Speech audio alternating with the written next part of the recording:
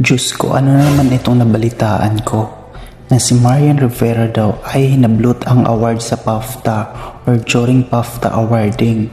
Diyos ko naman, napaka-fake news. Cut lang yung version na yan, oh my god, ng video na yan. Ang full video or yung mismong BTS video na full is ito, na galing kay Ma'am Roseanne Obel. So credits to her. So makikita nyo sa video yan, is tinitingnan muna nila ang dalawang award. Kasi nga, nakadalawang award nga dyan ang balota. Kasama na ang Modern Grand Slam ni Ate Marian. So ayun, tapos yung isa naman is para sa balota ng movie nila. Then kaya tinitingnan muna nila kung saan ba dyan yung hahawakan niya una. Kasi di ba dalawang award nga yan. So of course, titingnan nga muna nila kung saan ba dyan ang para sa balota na movie at para naman sa Grand Slam niya na award.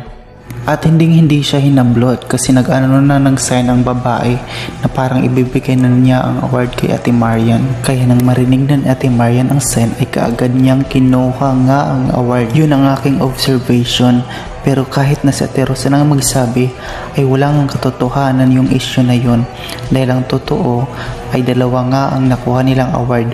Of course, ayun nga, titingnan nga muna nila kung saan ba doon ang para kay Ate Marian at para sa Baluta movie. Paalala, wag agad-agad maniniwala sa ating mga nababasa or napapanood. Fact-checking muna. Narito ang kuha ni Ma'am Roseanne Obel.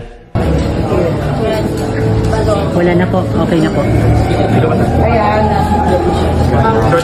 Una-una congratulations. How does it feel winning 2 awards tonight and dito ang dami?